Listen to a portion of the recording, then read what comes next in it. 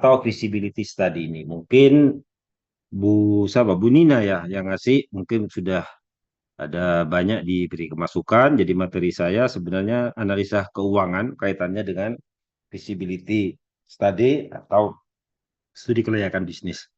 Karena itu saya sedikit memasukkan kelayakan bisnis apa saja, gitu ya. Nah, jadi proposal bisnis seperti yang Anda buat nanti adalah serangkaian kegiatan yang menggunakan sumber daya.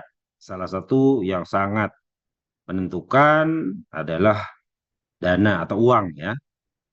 Kemudian tentu ada SDM, bahan dan lainnya untuk menghasilkan manfaat. Nah, sebelum Anda membuat proposal bisnis, para pengusaha handal itu sering memberi clue pada kita kalau ingin bisnis Anda jalan atau usaha Anda jalan, maka buatlah usaha-usaha yang bisa menjadi solusi bagi banyak permasalahan orang. Nah, kalau Anda bisa memberi solusi, maka solusi yang Anda tawarkan itu akan menjadi bisnis. Contoh yang paling gampang.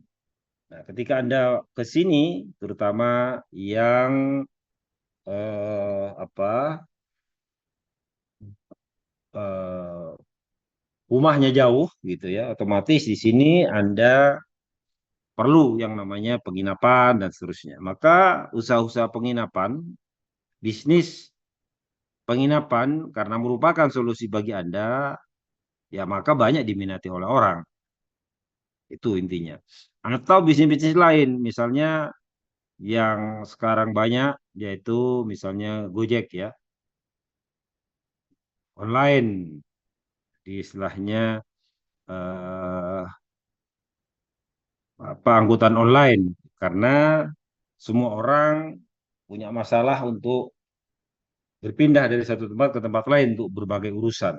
Makanya ketika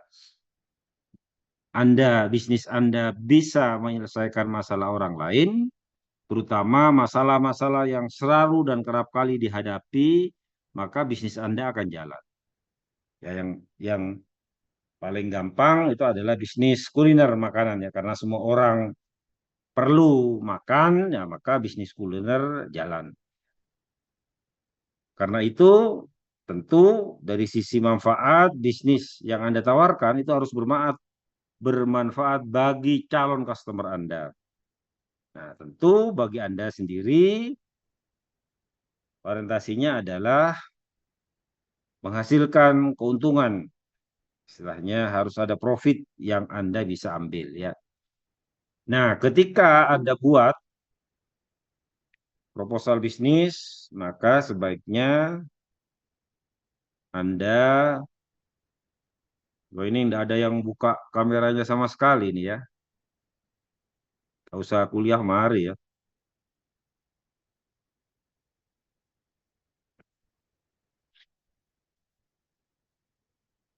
Atau ini yang memang tidak ingin kuliah online, tidak apa-apa sih. Anda bisa keluar dari sini, toh sudah presensi. Yang mau saja, tolong yang mau saja bisa dibuka kameranya. Apa istilahnya eh, videonya supaya saya bisa tahu. Yang tidak mau tidak apa-apa. Bagi saya sih silahkan aja. Anda tidak usah ikut juga tidak apa-apa gitu. Setelah presensi tadi kan selesai, Anda keluar juga boleh. Itu terserah Anda gitu ya. Bagi saya bebas saja gitu ya. Yang tidak mau kameranya di-on-kan, tidak apa-apa sih, bisa. Anda bisa bisa tidak ikut mata kuliah ini, bisa di luar, bisa. Toh sudah dari sisi ini, kalau online kan semua sudah dipenuhi gitu ya. Jadi biar nggak terlalu banyak, saya hanya nanti diskusi dengan teman-teman yang kameranya dihidupkan. Gitu. Yang lain yang nggak mau, nggak apa-apa. Tidak ada kewajiban Anda hanya presensi karena itu merupakan persyaratan Anda mengikuti ujian atau tugas gitu. Salah satu di Universitas Jember ini persyaratannya adalah presensinya harus memenuhi ketentuan yaitu minimum 80%. Oke? Jadi bagi saya sendiri ya silakan saja kalau Anda sudah presensi selesai Anda bisa meninggalkan Zoom-nya. Toh saya juga tidak tahu gitu ya. Saya hanya ingin diskusi dengan teman-teman, dengan Anda yang memang punya kepedulian. Baik, berikutnya tadi sudah saya katakan juga bagi masyarakat bisnis itu memiliki terbuka adanya lapangan pekerjaan. Jadi kalau kita buat bisnis, bisnis yang menyelesaikan masalah orang banyak dan juga bisa memberi lapangan pekerjaan bagi orang banyak. Nah, kalau pemerintah ya tentulah istilahnya karena ketika kita usaha semuanya ada pajak yang dipungut gitu ya. Tentu bagi pemerintah adalah pajak. Nah, karena itu di sini dikatakan bahwa visibility study, ya, studi kelayakan adalah sebuah evaluasi atau analisis dari potensi dari rencana bisnis yang mau Anda lakukan. Jadi di sini melewati salah satunya adalah ya studi ya penelitian walaupun tidak seperti penelitian ilmiah, ya, tapi penelitian yang mendalam terhadap suatu ide bisnis tentang layak atau tidaknya ide tersebut dilaksanakan. Jadi nanti di akhir tugas ini Anda akan membuat proposal bisnis yang itu nanti bisa dilihat. Yang paling gampang memang dari sisi apa ya, dari sisi finansial, dari sisi analisis keuangan. Ini menguntungkan atau tidak. Plus juga dari sisi lainnya, istilahnya kira-kira laku enggak bisnis ini tadi. Selama bisnis Anda bisa menyelesaikan permasalahan banyak orang, nah, maka bisnisnya akan laku gitu. Tapi kalau tidak, ya kalau bisnis Anda bukan menyelesaikan masalah atau problem banyak orang, ya susah untuk bisa kita jual ya. Karena itu di sini saya tuliskan suatu ide bisnis dikatakan layak apabila hasil kajian menunjukkan bahwa pemilik bisnis akan mendapatkan manfaat finansial keuntungan apabila ide bisnis tersebut dijalankan. Supaya bisa jalan ya, Anda harus menawarkan bisnis-bisnis yang bisa menyelesaikan persoalan banyak orang. Untuk menghasilkan kesimpulan layak atau tidak, di sini dikatakan pula suatu ide bisnis harus dikaji secara komprehensif. Ada banyak aspek-aspek yang menentukan keberhasilan di bisnis tersebut, antara lain mulai dari aspek pasarnya tadi. Semakin banyak, semakin bisnis yang Anda tawarkan itu banyak menyelesaikan masalah orang, semakin banyak ya tentu akan banyak orang yang suka gitu ya. Yang kedua, secara teknis bisa nggak dilaksanakan? Kemudian manajemen pengelolaan dan berikutnya adalah dari aspek hukum, ya boleh apa enggak gitu kan. Dan yang berikutnya adalah tentu aspek sosial ekonomi ya.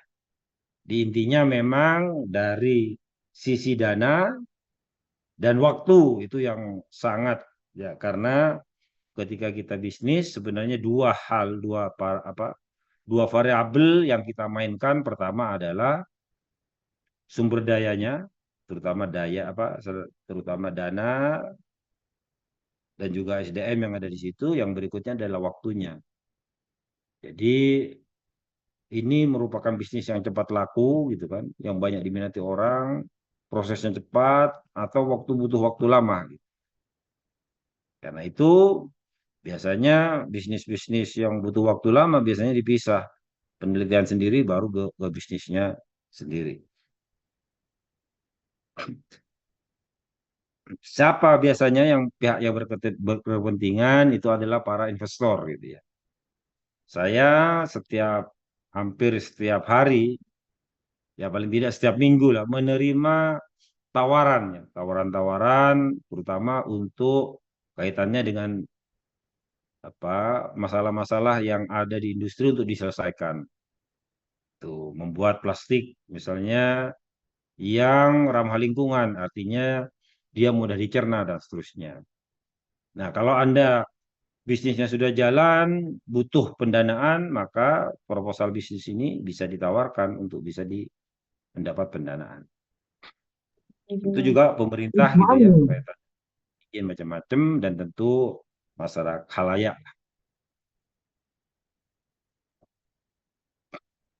Maka di sini saya katakan bahwa sebelum Anda menjalankan itu perlu dilakukan studi awal. Bisnis menyangkut investasi yang nilainya besar sehingga membutuhkan beberapa alternatif sumber dana untuk membiayai investasi. Kalau dananya yang dibutuhkan besar, nah tentu ya perlu kajian lebih mendalam lagi gitu ya. Jangan sampai sudah dijalankan ternyata rugi gitu.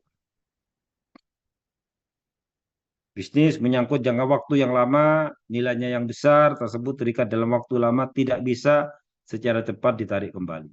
Nah, biasanya ya ini sekarang kan ramai di medsos itu. Ada apa? Kalau enggak dulu punyanya si Raffi Ahmad itu Ran itu kan punya warung gitu, bukan warung, ya warung ya. Apa kuliner Indonesia gitu. Luas tempatnya tapi sepi gitu. Sehingga orang mengatakan ya banyak juga dia buka usaha ya apa orang mengatakan sebagai laundry, bukan laundry pakaian ya, tapi laundry hasil hasil ya uang-uang yang tidak jelas gitu. Di situ seolah-olah hasil bisnisnya itu bukan seperti itu. Ini true bisnis. Karena itu dikatakan keberhasilan bisnis sangat ditentukan oleh akurasi dalam prediksi aliran khas masa yang akan datang sehingga membutuhkan penelitian yang mendalam. Jadi bisnis itu bisa jalan kalau cash flow-nya itu muter sama dengan kita manusia makhluk hidup bisa hidup kalau aliran darahnya jalan. Kalau aliran darahnya mandek ya sudah, ya koit orangnya ya. Jadi sama dengan bisnis. Bisnis itu jalan karena ada cash flow, ada pemasukan dan ada penjualan gitu ya. Jadi penjualannya besar, pemasukan ya istilahnya dan apa produksinya juga akan memperbesar. Jadi istilahnya harus ada cash flow, perputaran dana di sebuah bisnis itu. Atas atas alasan ini, maka perlu dilakukan penelitian secara mendalam sebelum dilaksanakan bisnis sehingga tidak terjadi keterlanjuran yang dapat menimbulkan kerugian. Oke, ini beberapa hal yang menyebabkan kegagalan bisnis. Ya. Kesalahan dalam menaksir pasar tadi. Anda berpikir bisnis Anda bisa menyelesaikan banyak orang, ternyata tidak, gitu ya. Ketika bisnis tidak bisa menyelesaikan permasalahan banyak orang, ya sudah, tentu customernya juga akan sedikit. Kemudian kesalahan dalam memilih teknologi yang tepat. Akhirnya biaya produksinya mahal. Ketika mahal, ya siapa yang mau beli? Sementara pesaing Anda harganya murah, kualitasnya bagus. Kemudian kontinuitas ketersediaan bahan baku. Bahan bakunya ternyata hanya tersedia di awal tahun, di tengah-tengah sudah nggak ada lagi. Ya, istrinya macet gitu ya. Kemudian kesalahan dalam memilih lokasi dan tenaga kerja misalnya. Ternyata lokasi tersebut di situ tidak bagus. Di samping itu mungkin bahan apa tenaga kerjanya mahal. Anda mungkin tahu banyak perusahaan-perusahaan di Indonesia yang hengkang. Salah satu alasannya karena ternyata ongkos kerja di kita itu mahal dibanding dengan yang lain. Akhirnya dia pindah ke Vietnam gitu ya. Dan seterusnya. Kesalahan dalam pengusiran dan pengendalian proyek, mismanagement gitu ya. Anda mungkin lihat kan ada perusahaan-perusahaan yang dulunya untung, jalan ternyata rugi. Bisa jauh-jauh, misalnya Garuda. Kalau Anda lihat Garuda itu penumpangnya, kalau kita naik Garuda selalu penuh, tapi ternyata masih rugi. Nah ini kan tanda tanya besar gitu. Kok bisa rugi, uang penumpangnya full gitu kan. Kemudian ada faktor lingkungan yang lain yang serba berubah dan sebab-sebab di luar dugaan. Baik, di kelas ini sudah dibentuk ada berapa kelompok? Komtingnya siapa? Saya, Bro. Oke, Mas Reda. Sudah ada berapa kelompok? 10, Bro. 10. Berarti satu kelompok isinya 4 atau 5 orang ya?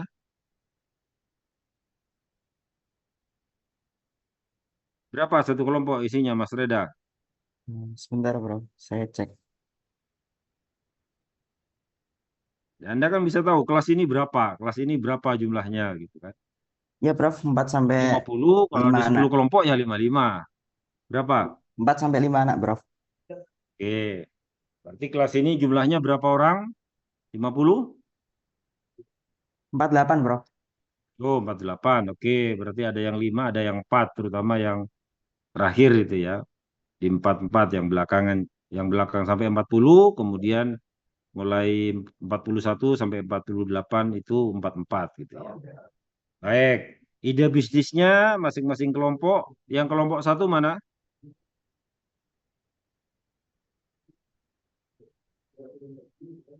Hadir, Prof. Sudah tahu masing-masing anggotanya. Kelompok satu siapa? Kelompok satu ada saya, Vito Mandika, Nogi Rizal, Fikri, Hmm? sama Mas Guntur, Prof. Oke, ide bisnisnya apa? Kalau dari kami kemarin itu ada bisnis plan tentang manufaktur dan budidaya tanaman obat, Prof. Oh, budidaya tanaman obat. Tanaman obatnya apa? Untuk tanaman obatnya itu kemarin sih belum menentukan satu tanaman, masih ada beberapa ide tanaman, Prof. Ada Oke, jahe, terus sambiloto, kunyit, rosella, masih mau dipilih lagi, Prof. oke, baik. Perlu dilakukan studi lagi mana yang kira-kira lebih laku di antara ketiganya itu ya. Keempat mungkin ya. Terus Anda juga perlu lihat yang sekarang sudah lagi ada apa gitu kan. Jadi perlu juga dilihat pesaing kanan kirinya gitu ya. Termasuk tadi, ini bahan bakunya tersedia sepanjang tahun atau hanya pada bulan-bulan tertentu. Kalau si budidaya seperti ini, Anda harus mikir ke sana. Oke. Kelompok dua, siapa kelompok dua? Saya, Prof. Oke. Jessiano ya. Apa Iya. ide bisnisnya? Ide bisnisnya buat serum wajah tapi dari kandungan beras merah gitu. Tapi kemasannya dalam bentuk gelatin. Jadi satu kali gelatin itu buat satu dosis gitu, Prof. Serum wajah diapain nanti serumnya? Buat kayak tuntutan skincare gitu aja sih, Prof. Lebih Dibuat apa? Masker atau ya apa? Lulur wajah? nggak diolesin aja, Prof. Kayak serum wajah biasanya. Cuma mungkin poin plusnya kan Diolesin. kalau serum wajah sekarang itu kan pakai kemasan kayak botol gitu. Jadi kayak kadang kalau memang kelebihan gitu ya, Prof. Di sini di proposal kelompok 2 itu menyarankan pakai gelatin gitu kayak elips rambut gitu, Prof. Jadi satu gelatinnya tuh satu dosis gitu. Jadi pas. Ya, oke, baik. Isu yang muncul kalau gelatin itu hati-hati, jangan sampai karena mayoritas gelatin itu dari tulang babi ya. Jadi itu. Jadi Anda harus melihat istilahnya yang secara apa? Karena kita mayoritas Muslim yang secara syariah itu bukan dari tulang babi gitu ya. Jadi itu yang perlu diwaspadai. Termasuk juga karena bisnis ini sudah ada yang memulai, Anda juga lihat istilahnya pesaing bisnis Anda dia bergeraknya di mana sehingga supaya berbeda dengan orang lain ya Anda harus bisa tahu Anda bisnisnya mau bergerak kemana. Baik, kelompok tiga, halo kelompok tiga,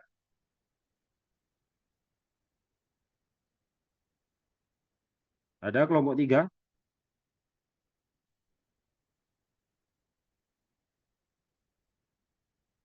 nggak ada kelompok tiga,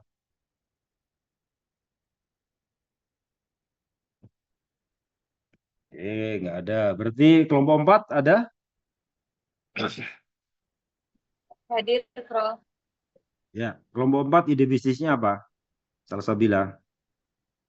Kita mau buat hair serum, Prof. Dari bahan-bahannya itu ada chamomile, aloe vera, sama kulit jeruk.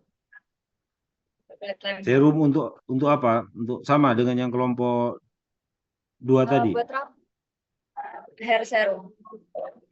Oh, buat rambut. Ya. Oke. Kenapa disebut serum? Biasanya kalau rambut disebutnya tonik gitu ya. Iya, soalnya nanti eh, berupa apa? Ada pipet, pakai pipet gitu. Oke, nah bagus juga ide bisnisnya. Kalau Anda misalnya termasuk juga untuk kelompok yang lain, saya mau ini, nah dilihat dulu di pasarnya yang sudah main apa saja gitu ya. Yang sudah main apa saja, jangan sampai produk Anda sama dengan pesaing. Harus ada apa istilahnya advantages, ada keunggulan dari produk lain. Kalau misalnya terpaksa sama, ya keunggulannya di harga gitu kan. Karena produk kita masih baru, ya harganya lebih murah. Anda bisa lihat contoh kasus produk apa mobil Cina ya. Mobil Cina itu sebenarnya tidak kalah dengan mobil Eropa ataupun Jepang. Nah, tapi karena mereka pendatang baru, nah otomatis mereka pasang harga di bawah, bahkan separuhnya dari produk Jepang gitu ya. Nah, jadi kalau newbie masih baru ya kita bisa beradu di harga, tapi tentu dengan kualitas yang sama. Oke, baik kita lanjutkan dulu. Ya ini yang saya katakan tadi. Identifikasi peluang bisnis. Jadi carilah bisnis yang menyelesaikan banyak orang. Anda yang tadi misalnya pakai showroom untuk rambut, misalnya apa masalahnya? Misalnya banyak rambutnya orang brodol atau apa rambutnya supaya tetap putih atau apa gitu kan. Nah, biasanya yang justru banyak masalah itu kaum lelaki ya. Istilahnya bapak-bapak yang masih usianya mungkin masih muda, 30, 35, bahkan belum 40, tapi rambutnya sudah brodol gitu ya. Jadi apa istilahnya kalau tadi serumnya bisa menghalangi kebotakan atau membuat rambutnya semakin apa semakin lebat, nah itu artinya kita menyelesaikan masalah orang gitu ya. Muncul produk itu. Jadi prinsipnya produk itu Anda buat produk karena ada masalah yang harus diselesaikan. Oke. Tahap pertama dalam studi kelayakan bisnis adalah melakukan identifikasi peluang usaha, yaitu menemukan atau mencari ide bisnis dengan melakukan pengamatan lingkungan industri sosial dan seterusnya, termasuk perilaku konsumen.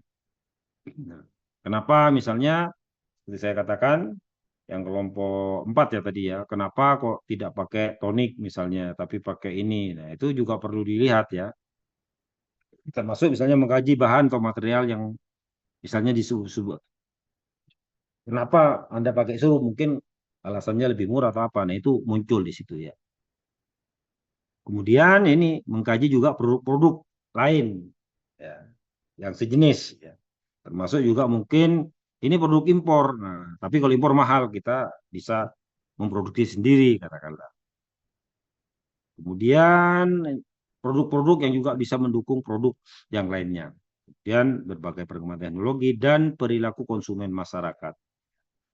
Nah, contohnya misalnya ketika Anda mau buat produk-produk kosmetik di Indonesia yang membuat banyak orang kaya gitu ya, itu adalah produk-produk skincare, terutama pemutih, karena orang semua ingin putih gitu kan, seperti apa guyonannya seperti eh, pesinetron apa bintang film Korea ya, padahal dia dari Papua sana kan susah gitu kan, dan yang inginnya putihnya instan gitu ya, langsung putih gitu ya. Padahal tentu kalau yang instan itu biasanya banyak hal-hal yang diabaikan gitu ya. Ini Anda harus identifikasi peluang usaha. Prinsipnya tadi ya, ketika kita membaji peluang bisnis, usahakan bisnis yang Anda itu bisa menyelesaikan banyak orang. Tadi misalnya Anda mau buat untuk rambut apa, bisa menjadikan rambut pertama lebat atau menghindari kebotakan. Kalau bisa seperti itu, bagus. Jadi termasuk tadi yang bisnisnya di serum wajah, membuat wajah menjadi lebih muda 10 tahun misalnya ya, atau lebih segar gitu kan. Karena sekarang banyak penuaan dini. Nah, Anda datang dengan produk yang bisa menyelesaikan masalahnya. Kemudian jadikanlah rumusan dari ide jadi rumusan rencana bisnis ya. Merumuskan ide menjadi rencana bisnis. Ini bukan sesuatu yang mudah. Kesulitannya di sini kalau Anda bisa merumuskan, baru nanti Anda bisa menilai aspek-aspek yang menentukan keberhasilan bisnis Anda. Tadi ya, gimana sih kalau sudah dibuat ini harganya mau dijual berapa? Nah, kalau Anda produknya bagus gini tapi harganya mahal, ya orang nggak beli juga gitu ya.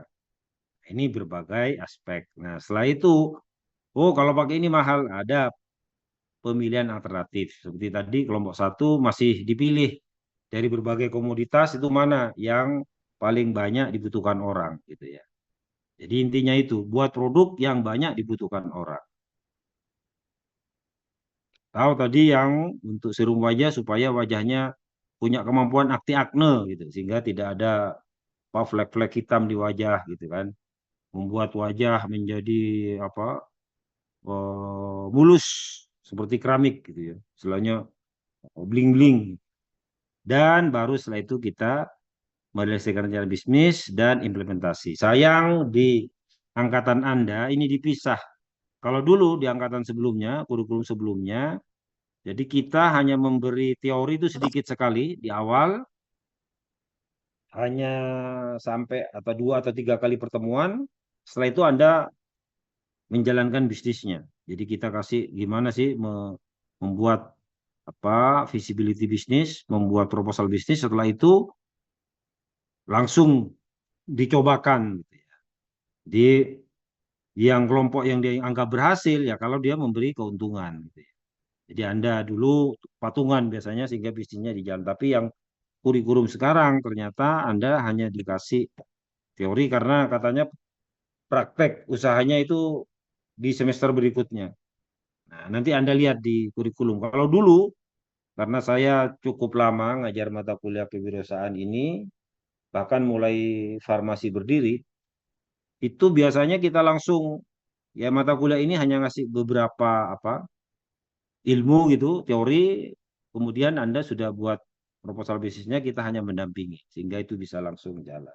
Oke? Ini beberapa aspek. Nah, pertama aspek pasar dan pemasaran, ya. Mengganji potensi penjualan industri dan potensi penjualan produk jasa yang direncanakan. Jadi yang penting itu, kira-kira ketika Anda buat produk tadi, misalnya serum rambut, kira-kira laku apa enggak? Makanya saya bilang akan laku kalau menyelesaikan persoalan banyak orang. Contohnya misalnya bisa menghindari kebotakan atau yang sudah botak rambutnya tumbuh gitu ya. Rambutnya menjadi lebat dan seterusnya. Tapi kalau itu aksesoris hanya membuat ya tambah hitam ya bisa saja sih. Tetapi mungkin tidak terlalu banyak dicari orang karena pesaing penghitam rambut banyak gitu ya. Tapi menghindari kebotakan itu sangat sedikit. Oke. Kemudian ini persaingan produk sejenis seperti saya katakan tadi. Apa sih ketika Anda punya produk X, X ini di pasaran yang sudah ada apa? Kemudian gimana strategi pemasaran yang diterapkan untuk mencapai penjualan yang ditargetkan. Nah sekarang banyak biasanya pakai medsos ya. Semua di hampir medsos kalau Anda lihat mulai di FB orang dagang di situ, di IG juga sama, bahkan di TikTok juga jualan gitu kan. Nah, itu salah satu caranya. Yang berikutnya adalah aspek teknis, mengkaji secara teknis dan teknologi dalam profesional bisnis dan mengukur biaya yang direncanakan. Nah, ini yang penting juga ya. Kalau itu harus dalam bentuk pabrik, ya pabriknya lokasinya di mana gitu. Jangan sampai lokasi justru menambah biaya ini. Nah, karena itu biasanya carilah lokasi-lokasi yang dekat dengan pasar atau dengan transportasi yang mudah. Kesediaan bahan baku ya, yang berkelanjutan. Nah, ini yang saya katakan tadi. Di bahan bakunya tersedia sepanjang tahun gitu. Termasuk juga teknologinya juga tersedia dan produksinya bisa dikenal luas. Oke. Nah, ini yang nanti di slide di apa PPT kedua saya akan membahas bagaimana kita bisa menghitung usaha itu supaya dikatakan untung. Berikutnya mengkaji kebutuhan dana, dananya berapa gitu. Kalau Anda mau buka usaha seperti yang ada pada ide Anda ya. Sumber dananya dari mana gitu kan. Prediksi aliran kas ini yang penting, cash flow seperti saya katakan tadi. Usaha akan jalan kalau ada cash flow. Kalau tidak ada cash flow, ya usahanya akan mati. Ya. Bahkan baru-baru ini dia sudah 80 tahun sebenarnya. Mungkin Anda pernah dengar, bahkan Anda ini Tupperware ya, produk plastik untuk rumah tangga. Itu sudah bulan ini menyatakan pilot. Karena hasil penjualannya menurun drastis. Ternyata dilihat ditilik punya tilik, salah satunya adalah pesaing di bisnis yang sama yang tidak bermerek Tupperware itu ternyata banyak dan harganya jauh lebih murah. Tupperware kan cukup mahal itu, sama-sama plastik, tapi kalau yang lain lebih murah. Dan berikutnya kriteria investasinya bagaimana. Oke. Berikutnya aspek manajemen bisnis yang nanti manajemennya kita jelaskan di pertemuan kedua. Di pertemuan minggu berikutnya maksud saya. Di sini kita menjelaskan ini dan keuangan ya. Gimana sih bisnis Anda bisa dijalankan? Tentu perlu pengelolaan, perlu manajemen. Manajemen operasional gimana, bentuk organisasi gimana. Biasanya kalau Anda tadi membentuk antara 4 sampai 5 kelompok, maka yang pertama harus ada ketuanya. Sebuah bisnis, sebuah usaha tidak akan jalan kalau tidak ada kepalanya gitu ya. Sama dengan makhluk hidup ya, harus ada kepalanya. Dibuat kepala, kemudian kan anggotanya 3 atau 4 kalau bagi yang 5. Nah, maka dipilih satu yang urusan bahan baku, yang 2 urusan produksi, yang 3 urusan pemasaran, yang keempat urusan finansial, menghitung rugi sama labanya dan penjualannya. Oke. Ini aspek sosial ekonomi gitu ya. Jadi sekarang kira-kira yang kalau dijual itu yang banyak peminatnya, yang konon katanya situasi saat ini ekonomi lesu. Kalau Anda lihat di banyak kota-kota besar itu banyak mal-mal yang tutup. Bahkan yang dulunya toko banyak berubah menjadi hanya tempat untuk minum, banyak diisi oleh kafe gitu. Karena adanya produk-produk yang bisa kita peroleh secara online. Kemudian aspek hukum penting, nanti saya pun akan menjelaskan kaitannya dengan hak kekayaan intelektual. Jangan sampai ketika Anda punya produk, maka produk itu kalau mau produknya punya harga tidak dianggap produk curah, salah satu syaratnya Anda harus punya merek. Jadi produk Anda harus punya nama. Nah, tentu supaya secara hukum bisa diterima, jangan sampai produknya sama dengan produk-produk yang sudah ada. Karena bisa dikatakan ini Anda meniru produk lain sehingga produk Anda dibilangnya produk KW gitu ya. Nah, jadi nanti secara khusus kita akan juga menjelaskan masalah hak kekayaan intelektual. Karena itu tadi begitu sudah Anda buat laporan, maka tadi aspek pemasarannya bagaimana secara teknis, pembuatannya gimana kalau Anda mau buat apa tadi, serum untuk rambut, ataupun juga serum untuk wajah, dari aspek keuangan bagaimana, bahan-bahannya, kira-kira 1 kali batch itu menghasilkan berapa piece gitu produk gitu ya. Aspek pengelolaannya, aspek sosial ekonomi, dan aspek hukum. Karena ketika kita memberi layanan publik, artinya memberi layanan pada halayak, maka ada hukum publik yang terikat di situ. Jadi jangan sampai produk-produk kita justru memberi mudarat, memberi banyak efek buruk pada masyarakat. Ini kalau biasa dibuat, nanti kalau Anda buat, ada laporan studi kelayakan, ada proposal bisnis Anda buat ringkasannya dulu gimana, kemudian ada latar belakang, aspek pasarnya, potensi pasarnya bagaimana, pertumbuhan permintaan, Anda bisa cek betul banyak nggak sih orang yang memang perlu produk Anda kaitannya tadi dengan serum rambut gitu. Berapa banyak sih kepentingannya? Anda bisa lihat di data-data di BPS misalnya, atau yang di kasus-kasus kebotakan itu berapa banyak sih yang dikeluarkan oleh pemerintah. Berikutnya persaingannya. Otomatis sekarang bisnis sudah tumbuh semua, persaingan Anda berhadapan dengan siapa gitu ya. Kemudian market share, artinya kalau sudah ada pasarnya sudah terbentuk, Anda mau ngambil ceruk pasar yang mana gitu ya. Nah, itu muncul di strategi pemasaran. Aspek teknis ini lebih banyak terhadap produksi dari produk yang Anda ingin jual, dan manajemen ini masuk ke pengelolaannya, finansial, aspek keuangannya, ya. Berapa sih dibutuhkan sumber dana sebagai dana awal, investasinya harus berapa duit gitu ya. Kemudian aspek sosial ekonomi, kira-kira di masyarakat diterima atau tidak, termasuk perilaku pasar, customer dan seterusnya, dan aspek hukum tadi. Ketika Anda ingin launching produk, nah produknya kan harus bermerek. Nah, mereknya ini sudah didaftarkan orang lain atau belum? Gitu ya. Kita sudah menabrak atau bisa menabrak hak kekayaan orang lain atau belum? Oke. Baik, untuk yang proposal bisnis atau studi kelayakan sampai di sini dulu.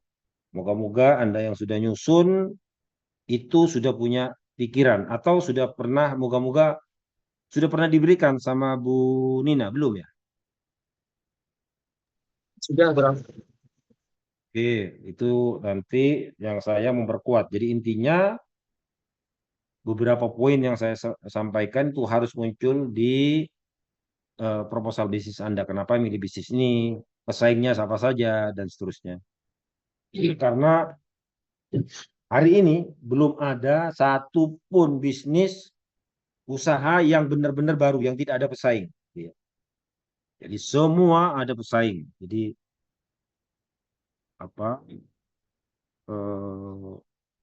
jadi sampai saat ini belum ada satu usaha yang tidak ada pesaingnya. Itu yang perlu Anda lihat. Baik, berikutnya kita masuk pada aspek keuangannya. Coba saya cari. Oke. Baik. Jadi ketika kita berbisnis, nah ini juga moga-moga di proposal Anda juga nanti muncul analisis biaya, volume, dan laba. Jadi ketika Anda ingin memproduksi produk-produk tadi, barang-barang tadi, mulai dari serum untuk wajah, serum untuk rambut gitu kan, itu kan tentu ada analisis biayanya. Nah, misalnya volume produksinya, satu kali produksi, satu batch produksi, satu kali formulasi itu menghasilkan berapa, kira-kira keuntungannya berapa gitu ya. Itu semuanya harus dimunculkan dalam bisnis Anda.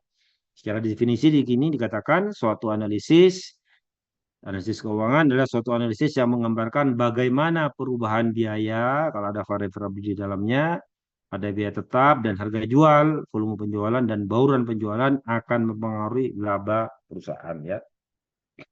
Analisis ini mencakup studi tentang hubungan di antara beberapa faktor berikut. Harga jual produk.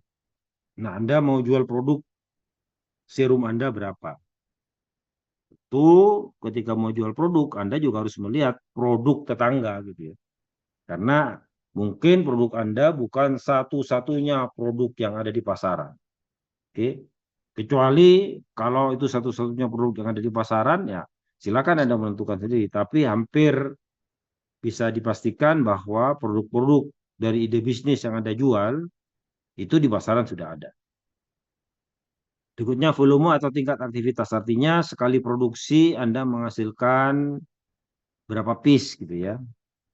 Biaya variabel per unit, biaya yang diperlukan untuk produksi satu unit barang, total biaya tetap, dan berikutnya adalah komposisi produk yang dijual. Anda mungkin punya satu produk, bahkan ada kelompok yang punya 2 produk, atau 3 atau 4 gitu ya. Oke. Perlu juga dibuat beberapa asumsi dan keterbatasan. Yang pertama seperti di sini, biaya yang berkaitan dengan tingkat penjualan saat ini telah memisahkan elemen biaya variabel dan biaya tetap. Istilahnya biaya-biaya itu perlu Anda. Jadi ketika Anda jual produk, biayanya bukan hanya biaya bagaimana Anda menghasilkan produk itu, tapi juga nanti masuk di situ variabel lain yaitu pemasaran. Kalau Anda beriklan ya ada iklannya. Gitu. Biaya tetap yang senilai tetap selama periode yang dipengaruhi oleh keputusan manajemen yang telah diambil. Biaya tetap supaya perusahaan tetap jalan, misalnya apa? Ya kalau Anda tinggal di sebuah tempat ya sewa tempatnya berapa? Belum lagi pendukungnya, misalnya listrik, air. Kemudian biaya variabel yang berubah secara langsung proporsional dengan penjualan selama periode yang dipengaruhi oleh keputusan manajemen sama. Jadi tergantung biaya ini bisa berubah kalau katakanlah komponen-komponen tadi berubah. Oke. Di berikutnya dibatasi situasi di mana kondisi ekonomi dan kondisi lainnya dianggap stabil. Jadi ini prinsipnya ya. Tentu kalau tidak stabil ya perhitungannya akan lain lagi ya. Misalnya di sini katakan pada kondisi inflasi yang tinggi, misalnya apabila sulit memprediksi penjualan atau biaya lebih dari beberapa minggu ke depan, maka akan berisiko menggunakan analisis impasse break even point untuk mengambil keputusan. Jadi di awal untuk memprediksi penjualan Anda itu bisa impasse atau balik modal itu tentu ada perhitungan yang namanya break even point. Jadi supaya ada untung, break even point-nya misalnya Anda harus jual 100. Nah, maka keuntungan akan Anda peroleh setelah penjualan melebihi dari 100. Analisis impasse atau break even point tadi dan biaya volume laba merupakan pedoman untuk mengambil keputusan. Analisis ini juga mampu menunjukkan faktor-faktor lain seperti hubungan pelanggan dan seterusnya. Jadi prospek dari bisnis yang Anda jual itu tergantung bagaimana Anda menghitung biaya operasionalnya, biaya produksinya, dan juga biaya-biaya lain. Jadi kalau penjualannya melebihi biaya-biaya yang lain, bisa dikatakan Anda untung. Gitu ya. Ada juga konsep margin kontribusi atau secara gampang margin atau keuntungan ya. Jadi ini adalah selisih antara harga jual per unit dan biaya variabel per unit. Jadi selisih antara harga jual dengan biaya memproduksi produk tersebut. Nah, itulah yang disebut keuntungan. Besaran untuk menutupi biaya tetap dalam memberi keuntungan per unit kepada ya, pengusahanya. Misalnya tadi Anda buat serum untuk rambut, ya, biaya produksi per unit plus yang lain-lainnya itu satu botolnya misalnya 10.000. Tentu supaya untung Anda tidak lagi menjualnya 10.000. Banyak usaha-usaha itu yang modal dasarnya itu sangat murah sekali dan dijual bisa berlipat-lipat gitu ya. Terutama produk-produk terkenal yang sudah punya merek, misalnya tas gitu ya. Konon katanya menurut investigasi tas yang banyak digunakan oleh sosialita gitu ya. Masuk yang digunakan oleh siapa Erina Gunono yang banyak dilihat oleh orang, channel macam-macam. Itu misalnya dijual satu tas itu 500 juta misalnya ya.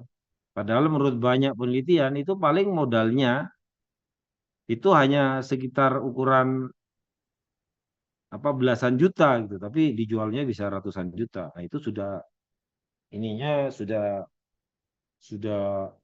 keuntungannya sudah berlipat-lipat.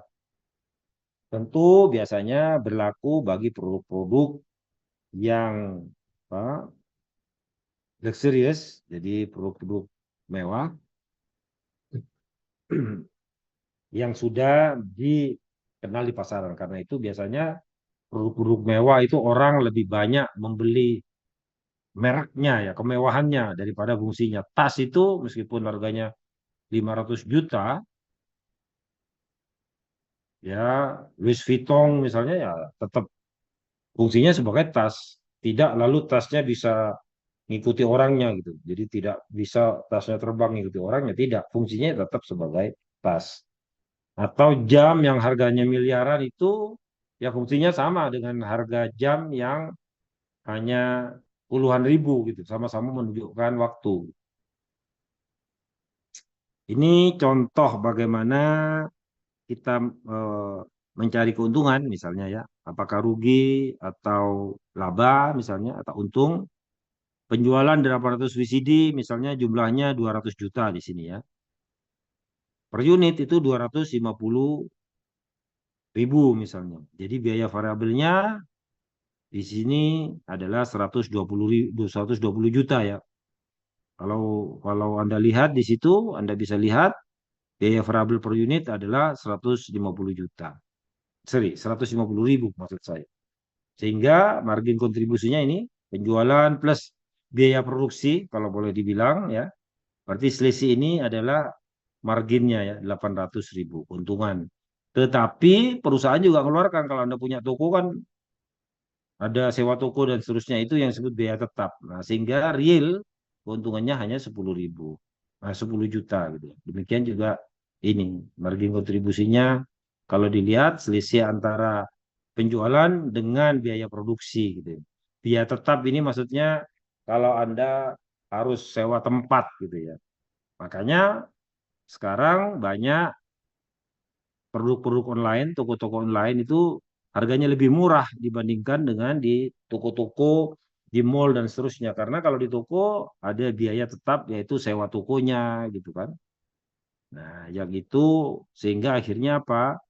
Penjualan online bisa menjual lebih murah karena dia tidak repot membayar biaya toko gitu. Cukup ongkir saja gitu ya.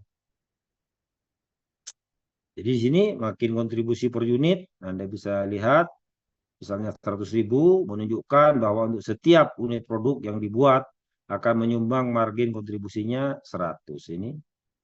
Dan per unit dijualnya 250, padahal biaya produksinya 150, berarti keuntungannya 100 gitu. Biaya tetap ini biaya yang harus dikeluarkan ketika Anda menjual produk itu, misalnya nyewa toko karena dijual di toko dan seterusnya. Nah, jika VCD yang diproduksi hanya 1 atau 2 unit, nah tentu beda ya. Jadi produksi batchnya itu berapa sih supaya bisa untung. Jadi itu yang juga nanti harus Anda hitung supaya saya untung satu batch ini menghasilkan berapa ini. Jadi apa penentuan biayanya nanti sekali buat formula gitu ya atau buat adonan dari adonannya jadi berapa produk itu. Oke, dari satu formula jadi berapa produk. Nah, produk inilah nanti unitnya kan yang Anda jual dah. Kira-kira kalau di total itu memungkinkan atau tidak. Nah, terus Anda nanti harga jualnya beda dengan harga pokok produksinya. Oke. Format perhitungan laba biasanya berfaedah sebagai alat perencanaan. Format ini menunjukkan perusahaan memproyeksi keuntungan pada setiap tingkat aktivitas dalam kisaran yang relevan. Misalnya tadi ya, memproyeksi tingkat penjualan VCD sebanyak 1.000 unit. Kalau mestinya diproduksi, biaya produksinya berapa? Atau kalau Anda beli kemudian dijual lagi ya, Anda harga belinya berapa? Gitu ya. Ini yang perlu mendapat perhatian. Ini contohnya penjualan 1.000 VCD, gitu ya. Harga per unit 250.000 misalnya, berarti kali 1.000 ya 250 juta. Oke. Biaya variabelnya untuk 1.000 itu kurang lebih 150. Nah, biaya variabelnya 150 juta karena per unit biayanya 150.000 kali 1.000 berarti 150.000. Oke. Karena itu selisihnya itu per unitnya itu kurang lebih 100.000. Sehingga keuntungan total di sini adalah 100 juta. Tetapi Anda mengeluarkan untuk sewa macam-macam biaya tetap sebanyak ini tiap bulannya. Sehingga keuntungan Anda juga sudah berkurang. Keuntungan total dikurangi untuk biaya-biaya lain selama Anda melakukan penjualan.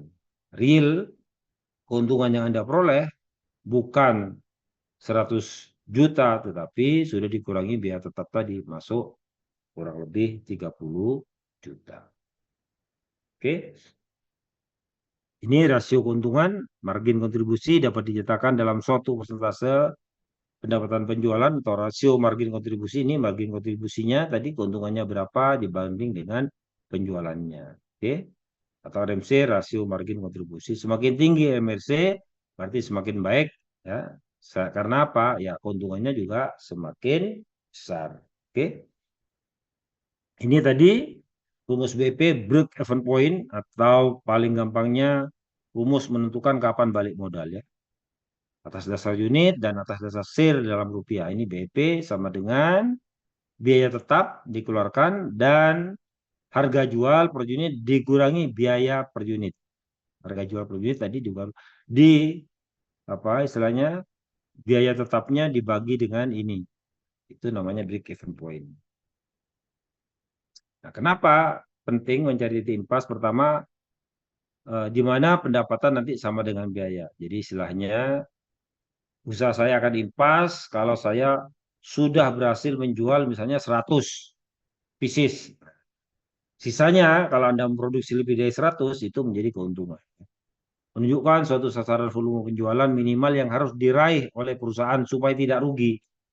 Penjualan minimal itu masih impas gitu ya. Mengawasi kebijakan penentuan harga ini yang penting dan memungkinkan perusahaan mengetahui apakah mereka berpotensi dekat atau jauh dari titik impas. Artinya berapa lama sih bisa dipenuhi, bisa impas. Nah, semakin cepat impasnya maka akan semakin tinggi keuntungannya. Untuk segera diraih. Ini komputasi titik impas ini ya, penjualan sama dengan biaya.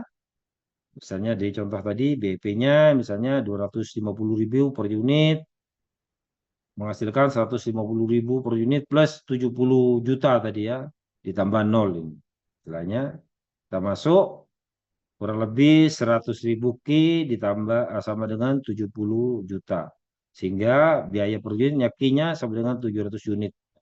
Dinyatakan dalam penjualan 700 unit kali 250. Jadi istilahnya supaya impas Anda harus menjual 700 unit supaya biaya penjualannya sama dengan biaya produksinya.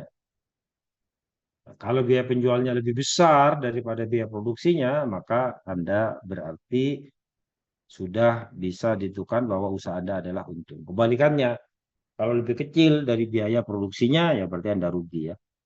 Ini biaya tetap tadi, kontribusi 70 juta dibagi dengan 100.000 habis. Nah, sehingga ketemulah 700 unit VCD. Nah, sehingga nanti tergantung Anda mau ngambil keuntungan berapa persen dari masing-masing unit yang Anda jual. Oke, ini penentuan BIP, ini titik impasnya. Nah, kalau sudah ketemu, nah semakin besar ininya ke atas, maka dia akan semakin rugi, semakin ininya ke bawah, dia akan semakin besar labanya. Jadi semakin tinggi biaya penjualan dan semakin rendah biaya produksi, maka berarti bisnis Anda akan mengalami keuntungan. Kebalikannya tentu akan mengalami kerugian. Demikian juga ada titik impas yang multi produk, artinya yang Anda jual bukan hanya satu produk ya. Nah, beberapa perusahaan itu dia sengaja menjual lebih dari satu produk supaya kalau misalnya di satu produk kurang untung, produk lainnya bisa menjadi pengganti, menjadi untungnya. Analisis CVV ini multi produk dalam pengaturan produk tunggal cukup mudah ditetapkan. Tetapi jika umumnya perusahaan tidak hanya menjual satu jenis produk, tetapi lebih dari itu, meskipun kompleksitas konseptual dari CVV lebih tinggi dalam situasi multi produk, namun pokoknya tidak jauh berbeda jika CVV bentuk tulkar. Jadi istilahnya ya masing-masing bisa kita hitung berapa keuntungan masing-masing produk yang Anda jual. Ini contohnya. Acan Juli Corporation menawarkan dua jenis mesin potong rambut, manual dan otomatis gitu ya. Pertama, yang harganya $400, yang manual ya. Kemudian yang otomatis $800.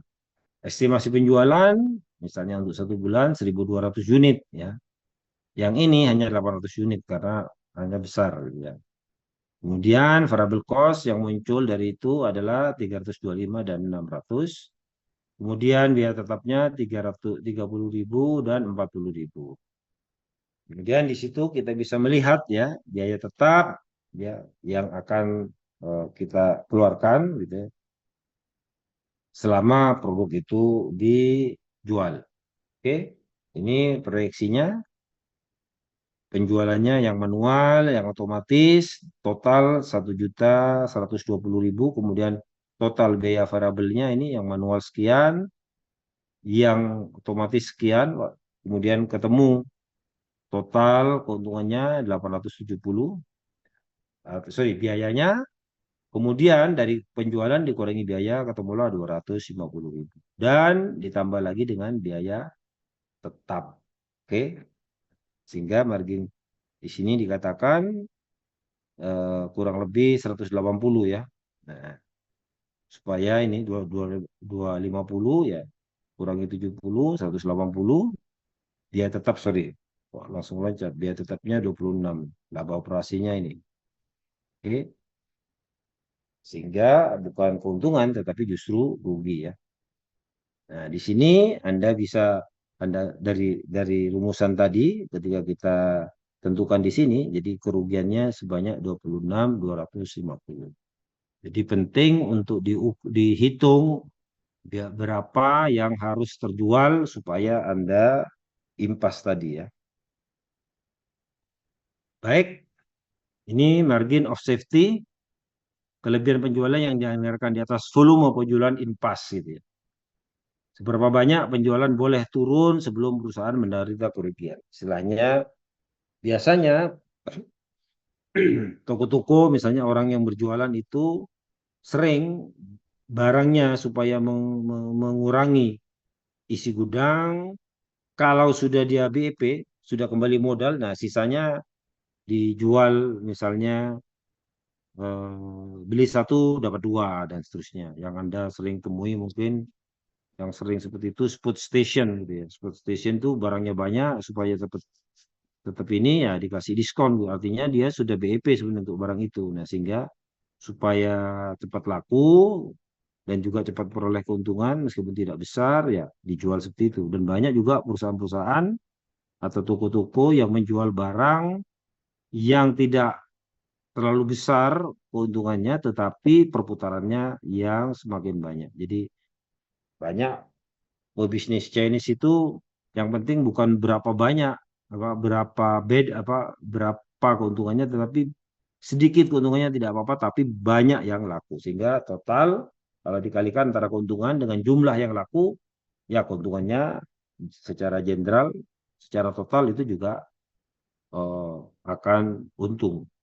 Menunjukkan tingkat risiko mendapatkan kerugian jika terjadi kenaikan titik impas akibat suatu kondisi. Ini Anda bisa hitung. Jika perusahaan menggagalkan penjualan 800 unit VCD misalnya, maka bisa kita katakan tadi 200 ya, VCD dikurangi biaya produksi 175 sehingga marginnya keuntungannya sebanyak 25 juta. Ini perhitungannya Anda bisa cek nanti. Oke. Kemudian berikutnya adalah tuasan operasi. Tingkat pengelolaan biaya tetap di dalam sebuah perusahaan ya bagi akuntan manajemen dari bagian keuangan. Tuasan operasi mengacu kepada kemampuan perusahaan untuk menghasilkan kenaikan laba manakala volume penjualan berubah. Jadi gimana sih kalau volume penjualannya berubah tetapi kita bisa naik. Tadi seperti saya katakan ada orang yang menjual murah. Jadi kalau produk-produk baru dia belum karena belum mencapai titik impas gitu kan. Kalau di banyak toko-toko itu begitu. Kalau baru datang ya dia dijualnya tidak banyak. Baru setelah itu mungkin ada diskon antara 10 sampai 20%. Tapi setelah keuntungan diperoleh sudah break-even point, nah sisanya dia biasanya supaya cepat laku, gudang bisa diisi barang lain, temulah kebijakan 2-in-1. Ini contohnya kasus tuasan operasi PT Oki dan Mahardika ya. Penjualan yang Oki 400.000, kemudian yang Mahardika 400.000 sama. Biaya produksinya yang Oki 240, yang Mahardika 120, ya. Jadi kalau dilihat yang pertama 60% dari total gitu ya, dari sini. Kemudian yang ini adalah 30% dari 400. Kemudian margin kontribusinya di sini kurang lebih 160 ya. Kalau Anda masukkan di sini 160 atau 40%. Kemudian yang di sini 280.000 atau 70%. Nah, kemudian dikurangi biaya tetapnya 40 dan di sini menjadi 40.000. Ini yang menjadi pertimbangan ketika kita berusaha, biaya tetap yang harus Anda keluarkan, misalnya listrik atau air, ini juga yang menyebabkan banyak perusahaan hengkang gitu ya. Karena akibat daripada biaya tetapnya yang tinggi, sehingga dia keluar supaya mencari lokasi-lokasi yang bisa memberi keuntungan. Oke. Sana dikatakan memiliki komposisi biaya tetap yang lebih besar dibandingkan PT Oki walaupun jumlah biaya totalnya sama 360. Hal ini menggambarkan dapat komposisi biaya tetap dan biaya variabel yang berbeda. Ya, kalau Anda lihat di sini, jadi usahakan biaya tetap itu kita usahakan seminim mungkin gitu. Sehingga otomatis kalau ini minim maka laba bersihnya ini labanya sudah penjualannya sudah bagus marginnya. Nah, tetapi biaya tetapnya yang tinggi. Oke. Termasuk tadi berapa banyak sih karyawan yang ideal. Kalau terlalu banyak ya nanti biaya tetapnya yang tinggi. Ini dikatakan seperti yang ada di sini. Ya, kalau naik 10% gimana? Anda bisa hitung seperti ini ya. Oke. Kemudian ini kenaikan labanya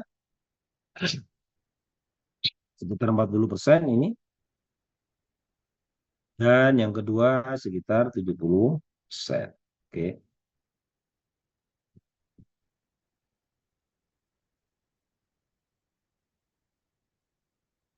Nah, secara kesimpulan, perusahaan dengan tuasan operasi tinggi, komposisi biaya tetap lebih besar dari komposisi biaya variabel, artinya biaya yang dikeluarkan, yang mesti dikeluarkan itu lebih besar dari produksi, akan sangat peka terhadap perubahan laba akibat adanya perubahan volume penjualan. Nah, itu kenapa sih banyak perusahaan hengkang dari Indonesia ya karena itu adanya biaya tetap yang dikeluarkan sehingga keuntungannya menurun gitu ya. Belum lagi biaya sosialnya di Indonesia cukup besar gitu ya. PT Mardika punya tuasan operasi yang lebih besar sehingga perubahan laba besar akibat perubahan volume penjualan 10%. Ini tuasan operasi, faktor tuasan operasi, margin kontribusinya dibagi dengan laba bersih.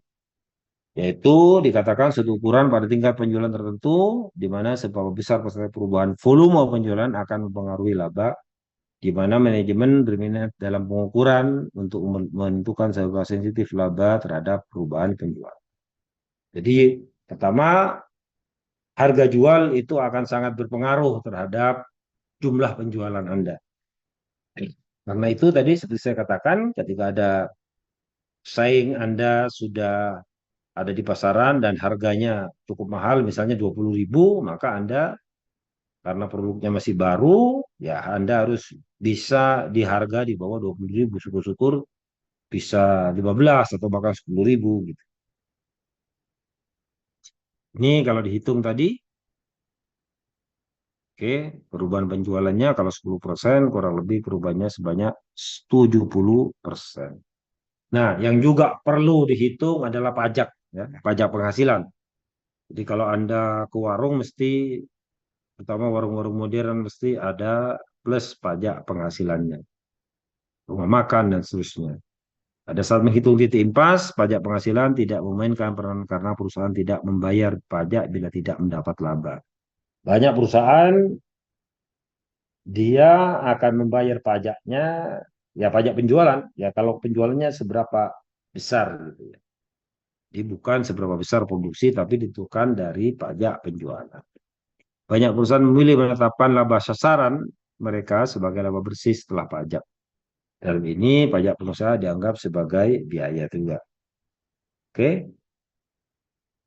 Misalnya tadi presentasinya 50%, maka laba bersihnya laba sebelum pajak dikurangi 15% ya.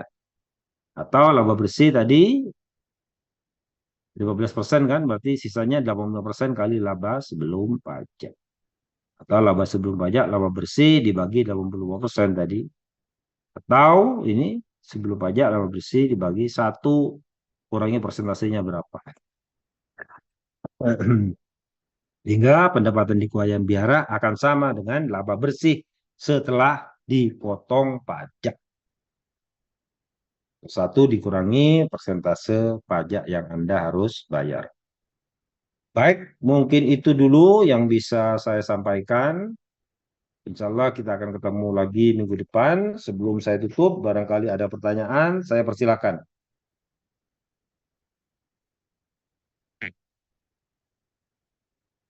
Baik, kalau tidak ada, saya cukup sampai sekian. Saya akhiri. Assalamualaikum warahmatullahi wabarakatuh. Waalaikumsalam warahmatullahi wabarakatuh. warahmatullahi wabarakatuh. Terima Terima kasih, kasih. Pak. Oke. Prof.